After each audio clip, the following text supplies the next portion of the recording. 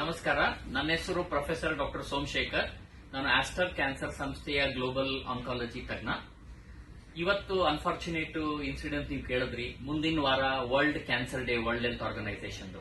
ಇಂಡಿಯಾದಲ್ಲಿ 2 ಕ್ಯಾನ್ಸರ್ ತುಂಬಾ ಕಾಮನ್. ಒಂದು ಸ್ತ್ರೀಯರ ಗರ್ಭಕೋಶದ ಬಾಯಿದು ಸರ್ವೈಕಲ್ ಕ್ಯಾನ್ಸರ್, ಎರಡನೇದು ಬ್ರೆಸ್ಟ್ ಕ್ಯಾನ್ಸರ್. ಆದ್ರೆ ಅನ್ಫಾರ್ಚುನೇಟ್ಲಿ ಏನಂದ್ರೆ ಈ ಕ್ಯಾನ್ಸರ್ ಫುಲ್ಲಿ ಟ್ರೀಟಬಲ್, ಕ್ಯೂರಬಲ್. ಜನಕ್ಕೆ ಇದರ ಬಗ್ಗೆ ತಿಳುವಳಿಕೆ ಇರೋದ್ರಿಂದ ಪಾಪ ಅವರನ್ನ ಇಗ್ನೋರ್ ಮಾಡ್ತಾರೆ. ಏನ್ ಮಾಡಬೇಕು? ಈಗ ಸರ್ವೈಕಲ್ ಕ್ಯಾನ್ಸರ್ ಒಳಗಡೆ ಸುಮ್ನೆ ರಕ್ತಸ್ರಾವ, ಬಿಳಿ ಸ್ರಾವ, ಬೆನ್ನು ನೋವು, ಆಮೇಲೆ ಕಾಲ್ ನೋವು ಬರುತ್ತೆ.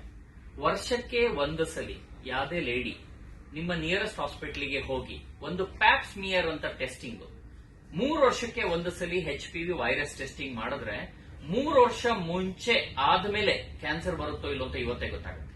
ಎರಡನೇದು, ಮನೆಯಲ್ಲಿ ಯಾರೇ ಹೆಣ್ಮಕ್ಳು 11 ರಿಂದ 12 ವರ್ಷ ಆಗ್ತಿದ್ದಂಗೆನೆ 19 ವರ್ಷದ ಒಳಗಡೆ ಒಂದೇ ಒಂದು ಡೋಸು HPV ವ್ಯಾಕ್ಸಿನ್ ತಗೊಂಡ್ರೆ 99% ಅವ್ರದ್ದು ಲೈಫ್ ಅಲ್ಲಿ ಗರ್ಭಕೋಶದ ಕ್ಯಾನ್ಸರ್ ಬರದೇ ಇರಂಗಿದೆ. ಸೊ ಈಗ ನಾವೇನ್ ಮಾಡ್ತೀವಿ, ನಮ್ಮ ಫ್ಯಾಮಿಲಿಯಲ್ಲಿ ಅವ್ರ ಬರ್ಡೇ ಗೆದ್ದಾಗ ಯಾವ್ದೋ ಗಿಫ್ಟ್, ಪ್ರೆಸೆಂಟ್, ಊಟ, ತಿಂಡಿ ಕೊಡ್ತೀವಿ. ಅದೇನು ಮಾಡಬೇಡಿ.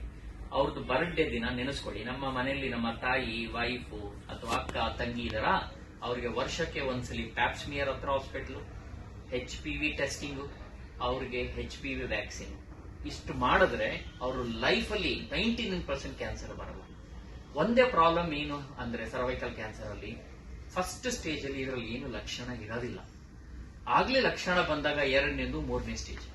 ಇಂಡಿಯಾದಲ್ಲಿ ಎಲ್ಲ ಸ್ತ್ರೀಯರು 3ನೇ ಸ್ಟೇಜ್ ಅಲ್ಲಿ ಬರ್ತಾರೆ ಸರ್ವೈಕಲ್ ಕ್ಯಾನ್ಸರ್. ಅದರಲ್ಲಿ 50% ಕ್ಯೂರ್ ಆಗುತ್ತೆ, 50% ಆಗಲ್ಲ. ಅದೇ ಪ್ರೀ ಕ್ಯಾನ್ಸರ್ ಅಲ್ಲಿ ಬಂದ್ರೆ 99% ಕ್ಯೂರ್ ಆಗುತ್ತೆ. ಒಂದೇ ಒಂದು ವ್ಯಾಕ್ಸಿನ್ ತಗೊಂಡ್ರೆ, ಈಗ ಇಂಡಿಯಾದಲ್ಲೇ ವ್ಯಾಕ್ಸಿನ್ ಇದೆ, ಹಲವಾರು ₹100 ಅಷ್ಟೇ. ಅದು ತಗೊಂಡ್ರೆ 99% ಕ್ಯಾನ್ಸರ್ ಬರೋದು ಪ್ರಿವೆಂಟ್ ಆಗುತ್ತೆ. ಸೊ ನಿಮ್ಮ ಮಾಧ್ಯಮ ಮುಖಾಂತರ ಎಲ್ಲರಿಗೂ ಏನ್ ಹೇಳೋದು ಅಂದ್ರೆ, ಹೈಜೀನ್ ಇಂಪ್ರೂವ್ ಮಾಡಿ, ವರ್ಷಕ್ಕೊಂದ್ಸಲಿ ಪ್ಯಾಪ್ ಸ್ಮಿಯರ್ ಸ್ಕ್ರೀನಿಂಗ್ ಮಾಡಿ, 3 ವರ್ಷಕ್ಕೊಂದ್ಸಲಿ HPV ಟೆಸ್ಟಿಂಗ್ ಮಾಡಿ. ನಿಮ್ಮ ಹೆಣ್ಮಕ್ಳು 11 ವರ್ಷ ಆಗ್ತಿದ್ದಂಗೆ 1 ಡೋಸ್ ವ್ಯಾಕ್ಸಿನ್ ಕೊಡಿ.